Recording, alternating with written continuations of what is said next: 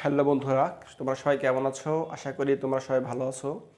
তো আজকে তোমাদের মাঝে আমি একটা টপিকস নিয়ে এসেছি, সেটা হচ্ছে একাদশ শ্রেণী রসায়ন প্রথম পত্রের দ্বিতীয় অধ্যায়ের গুণগত রসায়নের দ্রাব্যতা সংক্রান্ত কিছু ম্যাথ নিয়ে। তো ইতিপূর্বে আমি দ্রাব্যতা অর্থাৎ দ্রবণ থেকে অথবা দ্রব্য থেকে কিভাবে দ্রাব্যতা নির্ণয় করতে হয় সেটা আমরা শিখেছিলাম বা আমি বলেছিলাম। এবার তোমাদের মাঝে আমি নিয়ে এসেছি যে আসলে একটা দ্রবণের থেকে একটা দ্রাব্যতা গুণফল দেওয়া থাকবে ম্যাথে। দ্রাব্যতা গুণফল দেওয়া থাকবে, সেখান থেকে আমরা কিভাবে দ্রাব্যতা নির্ণয় করব এটা আমি শিখব।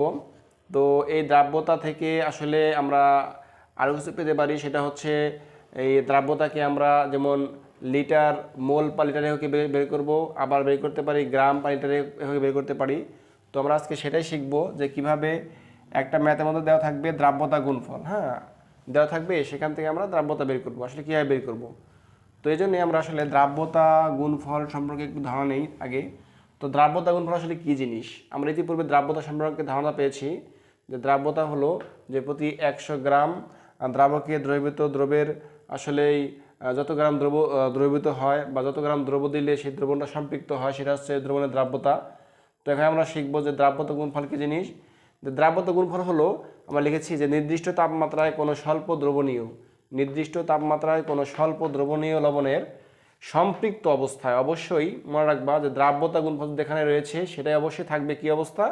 সম্পৃক্ত অবস্থা। অর্থাৎ সম্পৃক্ত অবস্থায় উৎপন্ন আয়নের যথোপযুক্ত ঘাতসহ ঘনমাত্রার সর্বোচ্চ গুণফলকেই ওই দ্রবণটার দ্রাব্যতা গুণফল বলা হয়। আমরা এই জিনিসটাকে আরও স্পষ্ট করতে চাই, সেটা আসলে কেমন জিনিস। তো দ্রাব্যতা গুণফল হতে হলে আমাকে অবশ্যই দ্রবণটা হতে হবে সম্পৃক্ত দ্রবণ, এবং সম্পৃক্ত দ্রবণটা আয়নিত করতে হবে। আয়নিত করার ফলে আমাদের তার ঘনমাত্রা বের করতে হবে। ঘনমাত্রা বের করে তার ঘনমাত্রার যে সর্বোচ্চ ঘাতের গুণফল রয়েছে সেই গুণফলটাই তার দ্রাব্যতা গুণফল হবে। তো আমি একটু আগে এই দ্রাব্যতা গুণফল সম্পর্কে ধারণা দিচ্ছি। দেখো, যেমন আমরা মনে করতে পারি, এখানে দিলাম যেমন ক্যালসিয়াম ফ্লোরাইড একটা লবণ। তো প্রথমে এই লবণটাকে আমি আয়নিত করব। দেখো, তাহলে দুইটা আয়নে ভাগ হয়ে গেলে আমরা জানি যে এই যোজন এই F2 যোজনে হচ্ছে ক্যালসিয়ামের, আর এই 2 প্লাস হবে প্লাস ফ্লোরিন। একটু মনে রাখবা ফ্লোরিন মাইনাস।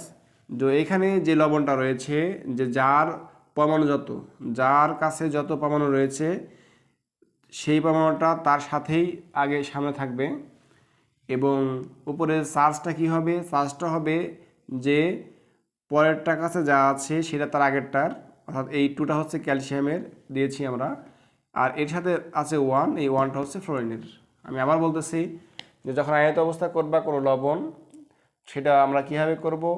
যে প্রথমে যার কাছে যা পরমাণু আছে সেই পরমাণু তার কাছেই থাকলো। দেখো এখানে 1 আছে, 1 সামনে, A2 আছে, 2 সামনে। এখন চার্জটা কি হবে? উপরে আধান কি হবে? আধানটা হবে যে, দেখবা আমরা জানি যখন দুইটা পরমাণু পরস্পর যুক্ত হয় তারা অবশ্যই যোজনী বদল করে বা শেয়ার করে। তো এখানে এই 2 আসলে ক্যালসিয়ামের, তা আধানটা কি হবে? চার্জটা হবে পরের যে পরমাণু রয়েছে সেটা তার প্রথমটার, এবং প্রথমটার কাছে যেটা রয়েছে সেটা হচ্ছে পরেরটার। দেখো আমরা লিখেছি আমরা। তো এভাবে আমরা আগে সেটা আয়নিত অবস্থা করব। আয়নিত অবস্থা করার পর আমরা এই বস্তুগুলোকে আমরা কি করব? ঘনমাত্রা প্রকাশ করব। মনে রাখবা এই থার্ড ব্র্যাকেট দিলে এটা ঘনমাত্রা নির্দেশ করে এরকম। তো 2F, দেখো এটা ঘনমাত্রা হয়ে গেল। তো এটা ঘনমাত্রা হওয়ার পরে মনে রাখবা যখন আমরা কেএসপি নেব, যে কেএসপি আসলে কী জিনিস। কেএসপি হচ্ছে এই আয়ন দুইটার ঘনমাত্রা। এই থার্ড ব্র্যাকেট দিব, এটা হচ্ছে ঘনমাত্রা বোঝাচ্ছে। এখন উপরে ঘাত সহ কেন বলা হলো? দেখো তো এটার সামনে কত আছে? 1, তো উপরে 1 দিবা ঘাত। এর সামনে কত আছে? 2, তাহলে এর আয়নিক ঘনমাত্রা হবে উপরে 2। তো এই জন্য বলা হয়েছে জায়গায় আমি লবণটাকে আয়নিত অবস্থা করলাম। আয়নিত অবস্থা করার পরে আমরা তার ঘনমাত্রা বের করবো। এভাবে বের করার পরে আমরা উপরে ঘাত কী হবে?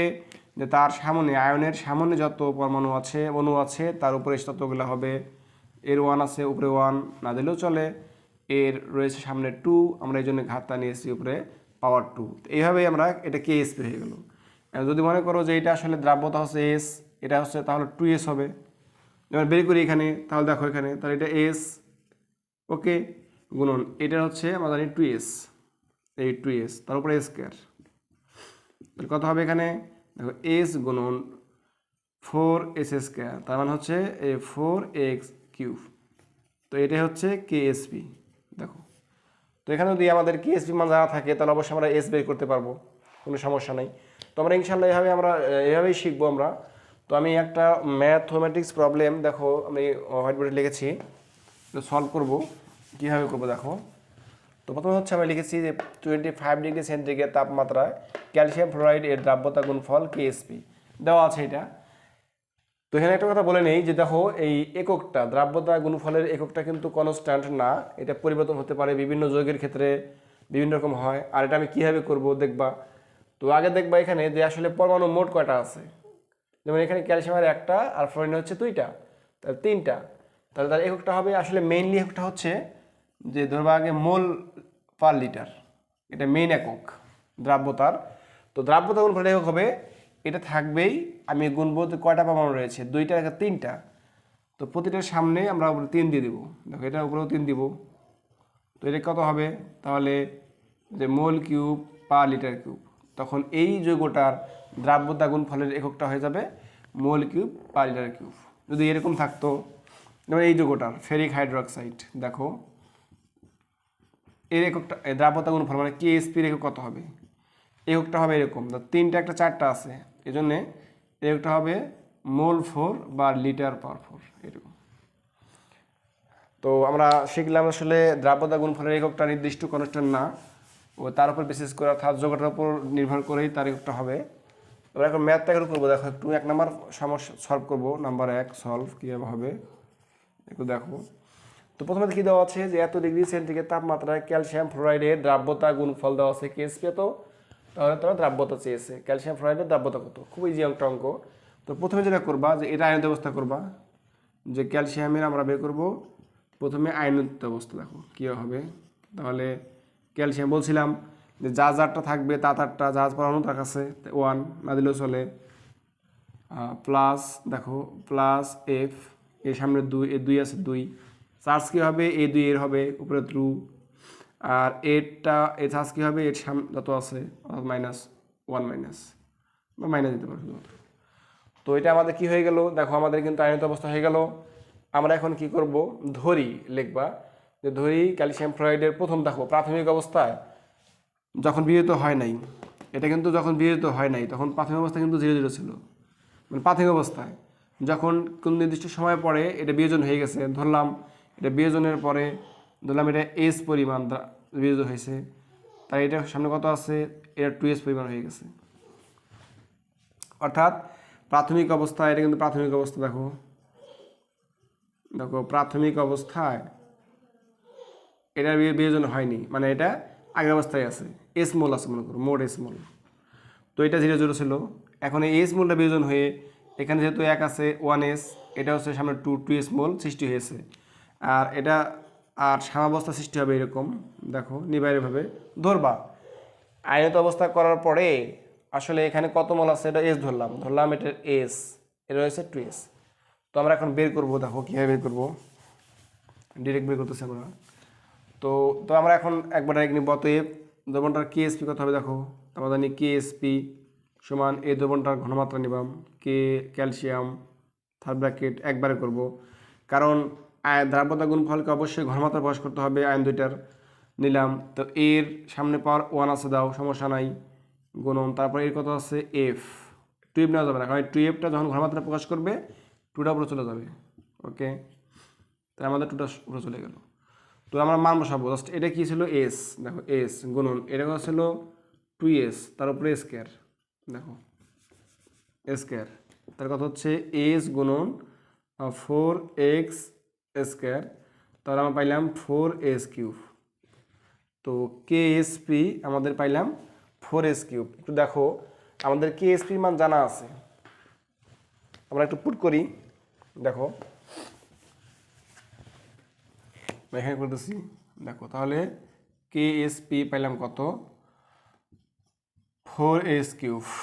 তো এখন আমরা লিখব বা 4s³ সমান কেএসপি, শুধুমাত্র s³ থাকবে KSP/4। তো দেখো তা আমরা কেএসপি মান পুট করতেছি, তাহলে 4 ইন্টু 10⁻11 আর দেওয়া আছে জাস্ট 4। তো এটা ভাগ করবে অবশ্যই, তোমাদের ভাগ করলে 1 হচ্ছে, তাহলে 1 ইন্টু 10⁻11। তো এস কিউব। আমরা সবাই জানি যে বাম পাশে যদি থাকে স্কোয়ার দিকে সে রুট হয়ে যায়, এদিকে কিউব থাকলে দেখো কী হয়ে যাবে, ঘন হয়ে যাবে এটা জিনিসটা। তখন আমরা লিখতে পারি এরকম যে এস সমান ঘনমূল, দেখো 1 ইন্টু 10⁻11।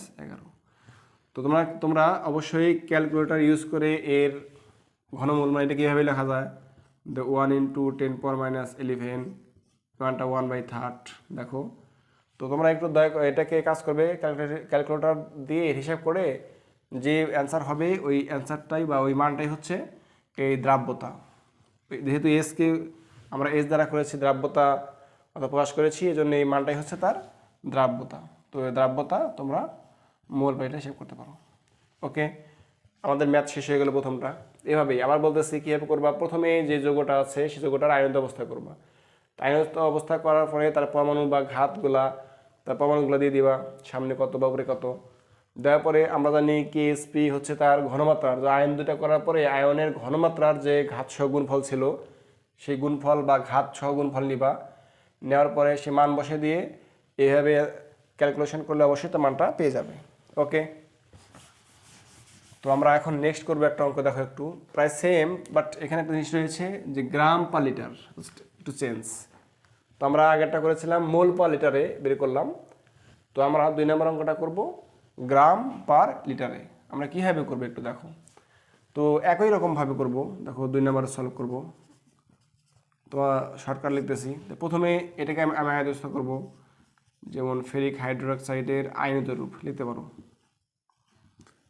যে আয়নিত রূপ আমরা করব কীভাবে, যে ফেরিক হাইড্রোক্সাইডকে আমরা দেখো পানিতে বা আয়নিত করলাম। এখানে অবশ্যই এটা পানি সর্বদ্রবণীয়, পানি দিতে পারো, সমস্যা নাই। তো কী হবে বললাম, যার যারটা তার কাছে এফি, সামনে 1 হাইড্রোক্সিল আয়ন, দেখো আয়ন সামনে হচ্ছে 3। এখন এই 3 পাওয়ারটা অর্থাৎ চার্জ আয়নিত অবস্থা 3, এখানে 1 মানে এই যে 1 আমি দিয়ে দিছি -1। তো এখন আমরা কি করব, এর ঘনমাত্রা বের করব, ডিরেক্ট করতে চাচ্ছি, সমস্যা নাই। তো অতএব দেখো যদি ধরি এটার এস দ্রাব্যতা, তাহলে হবে 3s দ্রাব্যতা। কথা দেখো, অতএব দ্রবণটার কেএসপি আমি বলছি শর্টকাট, তাহলে এফ ই দেখো 3 প্লাস 1 পাওয়া না দিলেও চলে, এটা সমস্যা নাই, গুণ তারপরে হচ্ছে হাইড্রোক্সিল আয়ন পাওয়ারটা হচ্ছে কত 3, মান বসাবো। এফ এর দ্রাব্যতা এস, এস 1 গুণন হাইড্রোক্সাইডের কত 3s পাওয়ার 3। দেখো তাহলে এস গুণন 27s কিউব, তার কথা হচ্ছে এখানে 27s পাওয়ার 4। তো এখানে আমাদের 27s পাওয়ার 4 হচ্ছে, আর কেএসপি আমাদের দেওয়া আছে। দেখো আমরা এখন বের করতে পারবো, তাহলে অতএব 27s পাওয়ার 4 সমান কেএসপি। তো আমরা শুধুমাত্র s পাওয়ার 4 সমান কেএসপি বাই 27। তো আমরা একটু দেখো আমাদের হয়ে গেছে, জাস্ট খালি আমরা এস বের করব। এখন এসপি এর মান দেওয়া আছে 4.5 10⁻22 দেওয়া আছে এখানে 27। তো তোমরা একটু কাজ করবে, এটাকে অবশ্যই ভাগ করবে, ভাগ করে যে মানটা হবে দেখো বলতেছি, তাহলে এ সমান হচ্ছে দেখো এখানে বলছিলাম, তাহলে 4 রুট ওভার হবে, তাহলে 4.5 10⁻22/27। তো আমি করতেছি না এখানে, তোমরা একটু ক্যালকুলেটর ইউজ করে অবশ্যই মানটা করবা। দেখো এখন তারপরে কি হবে, তারপরে মনে করি এখানে যে 4.5 10⁻22/27 আর 4 রুট মানে কি 1/4। তো তোমরা অবশ্যই দেখবা একটু করবা ম্যাথটা ক্যালকুলেশন করে যে মানটা হয়, এটাকে মানে উপরেটা দিয়ে এটা ভাগ করে তারপরে 1/4 দিয়ে আমার পাওয়ার আছে, ভাগ করে যে মানটা হবে দেখবে একটা মান হবে, যেই মানটা হবে এটা হবে মোল পার লিটার এককে। তো আমাকে আমাকে করতে হবে কি, দেখো দেওয়া আছে মোল পার লিটারে এককে, আমাকে করতে হবে গ্রাম পার লিটারে। মনে রাখবা মোল থেকে গ্রাম আনলে কী করতে হবে, আমার কাজ করতে হবে যে আবার যে ফেরিক হাইড্রোক্সাইড এর আণবিক ভর বের করতে হবে। দেখো আমাদের আণবিক ভর বের করবা, মনে রাখবা আবার যে আমরা প্রথমে দ্রাব্যতা বের করব মোল পার লিটারে, বের করলাম, করার পরে যে যৌগ থাকবে তার আণবিক ভর বের করব। তার আণবিক ভরকে আমরা যে মান পাইলাম ওই মান দ্বারা গুণ করলেই আমার এককটা হয়ে যাবে গ্রাম পার লিটার এককে হয়ে যাবে। কেন, এই মোলকে আমরা জানি কোনো একটা যৌগের আণবিক ভর বা গ্রাম আণবিক ভরটাই তার 1 মোল। তো এর গ্রাম আণবিক ভর বের করবা, বা এর মনে করো গ্রাম আণবিক ভর বের করলা, আণবিক ভর সমান কত হবে, তার 1 মোল, মানে এর 1 মোল হবে, যত হবে বের করবা। যেমন এখানে রয়েছে ফেরি থেকে কত, এখানে পারমাণবিক ভর বসাবা, বসে করবা, মানে যে মানটা বের হবে এর ভর সংখ্যাটা, এই ভরকে আমার এই যেখানে মান বের হবে ওটাতে গুণ করলেই আমার ডিরেক্ট একক হয়ে যাবে গ্রাম পার লিটারে। আশা করি তোমরা বুঝতে পারছো। আমি আবার বলতেছি, আমরা প্রথমে দ্রাব্যতাকে মোল পার লিটার এককে বের করব, করার পরে আমাদের যে মানটা হবে ওই মানটাকে আমরা ওই যৌগটার গ্রাম আণবিক ভর দ্বারা আমরা গুণ করলেই সে মানটা হয়ে যাবে গ্রাম পার লিটার এককে। তো এইভাবে তোমরা ম্যাথগুলো করবা। তো মোটামুটিভাবে আমরা শিখলাম যে কোনো একটা যৌগের দ্রাব্যতা গুণফল দেওয়া রয়েছে আর তার দ্রাব্যতা চেয়েছে আমরা কীভাবে বের করব, এভাবে আমরা বের করব। তো এরপরে দেখো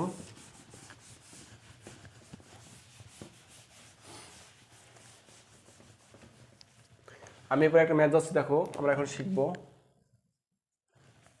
আরেকটা ম্যাথ, যেমন 25 ডিগ্রি সেলসিয়াস তাপমাত্রায় ধরো লেড আয়োডাইড এর দ্রাব্যতা, ধরো গুণফল দেওয়া আছে 1.39 10⁸, এটা মোল কিউব পার লিটার কিউব। এত দেওয়া আছে, যদি হয় এত হলে ওই তাপমাত্রায় লেড আয়োডাইড এর দ্রাব্যতা নির্ণয় করো। তো ওটা এভাবে থাকতে পারে। তো এখানে একটা জিনিস দেওয়া আছে, বিশেষ দ্রষ্টব্য মনে করো যদি দেওয়া থাকে যে লেড আয়োডাইড এর, দেখো যে 15% বিয়োজিত হয়, একটু সকল লক্ষ্য করো। তো আমাদের এই ম্যাথটুকু আগের মতো রয়েছে, জাস্ট একটু ক্লু রয়েছে যে এই লেড আয়োডাইডের সম্পূর্ণ বিয়োজিত না হয়ে মাত্র 15% বিয়োজিত হয়েছে। তো এই ক্ষেত্রে আমার দ্রাব্যতা কী হবে আসলে, তো একটু লক্ষ্য করো।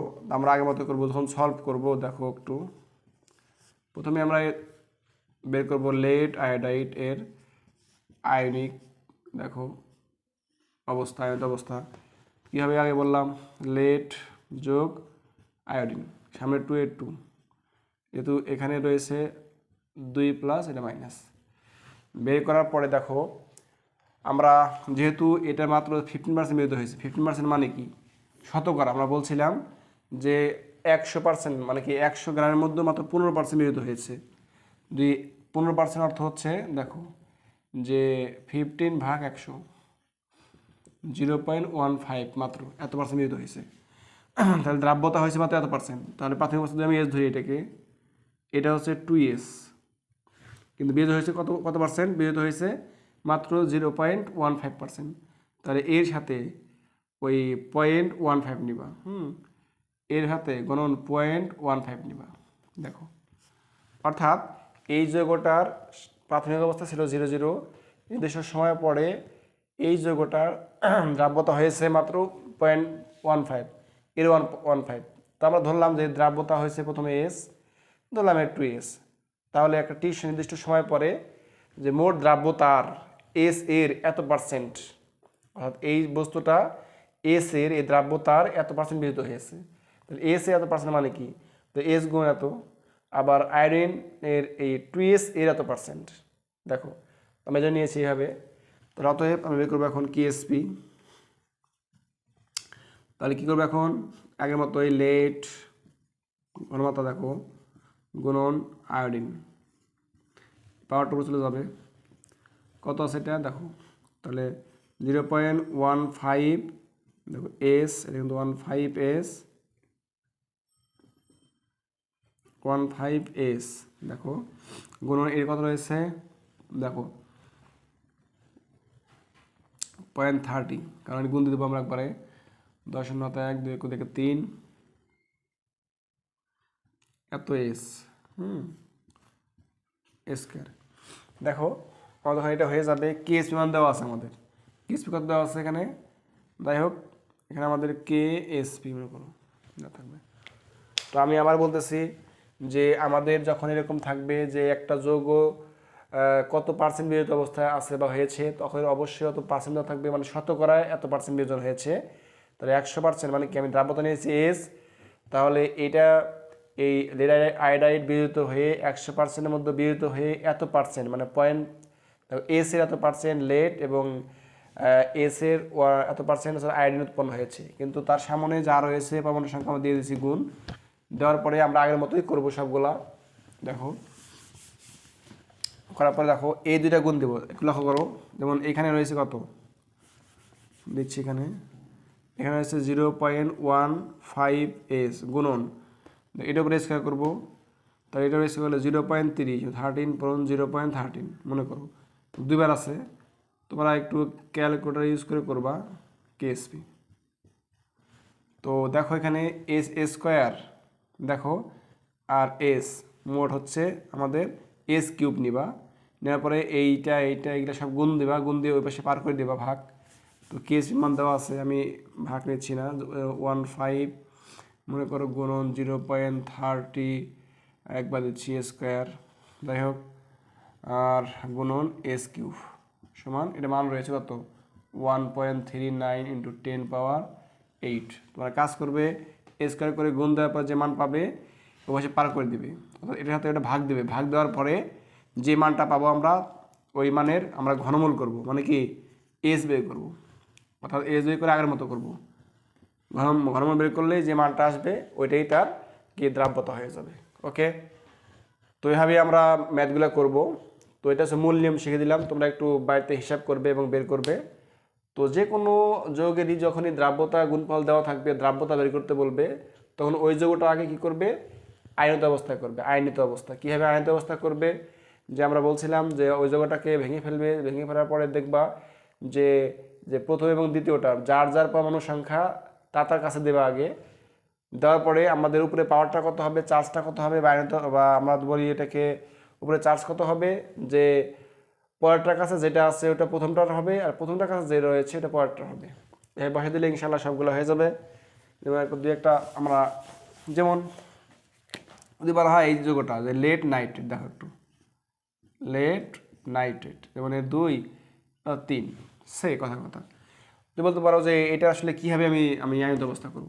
দেখো তো আমরা বলছিলাম যা যাটা তার কাছে, তাহলে 2 লেট দেখো লেট, এখানে যোগ 3 নাইট্রেট, দেখো ধরো 3 নাইট্রেট সে, এখন এইটা হচ্ছে A3+, মানে এইটা হচ্ছে চার্জের আর A2 হচ্ছে 2-, আয়নিত অবস্থা হয়ে গেল। প্রত্যেকটা যৌগ হিসেবে আয়নিত অবস্থা করবে। আয়নিত অবস্থা করার পরেই আমরা অবশ্যই ঘাত সহ অর্থাৎ তারপরে আমরা যখন অবশ্যই কেএসপি নেব, তো কী হবে কেএসপিটা দেখো এইটা কত আছে লেট, শুধুমাত্র আমার উপরের যেটা রয়েছে সামনে যেটা সংখ্যা রয়েছে বাদ দিয়ে তার মনে করো আয়নিত অবস্থা নিবা, এই পাওয়ারটা পুরো চলে যাবে। গুণন দেখো যেমন নাইট্রেট রয়েছে 2-, পাওয়ারটা 3 পুরো চলে যাবে, এরকম ভাঙাবে। তো এইভাবেই আসলে কেএসপি আমরা আর কি আয়নিত অবস্থা করব। আর কথা না বললে না, সেটা হচ্ছে কেএসপি কিন্তু আসলে এটা অবশ্যই সম্পৃক্ত অবস্থা থাকবে। আর কোনো একটা দ্রবণের কেএসপির পরিমাণ নির্দিষ্ট, কিন্তু কেআইপি যেটা হবে কেআইপির মানে কিন্তু নির্দিষ্ট না, এটা যে কোনো যৌগের ক্ষেত্রেই হতে পারে। তো আমরা কেএসপি এবং কেআইপির ম্যাথমেটিক্স প্রবলেমগুলো আগামীতে নিয়ে আসবো, কীভাবে কেএসপি এবং কেআইপি আসবে, অঙ্কগুলো আসবে এবং দ্রবণটা অন্তর্ভুক্ত হবে না আমরা আগামী দিনে এই সম্পর্কে ম্যাথ নিয়ে আসবো। আর আমার সাথে থাকবে। আর যারা এখনও আমার চ্যানেলকে সাবস্ক্রাইব করো নাই, অবশ্যই তোমরা সাবস্ক্রাইব করবে এবং প্রত্যেকটা ভিডিও দেখবে। আমরা আশা করা যায় তোমরা অবশ্যই এই ফিজিক্স এবং কেমিস্ট্রির সকল সমস্যার সলভ ইনশাল্লাহ পেয়ে যাবে। তো ধন্যবাদ সবাইকে।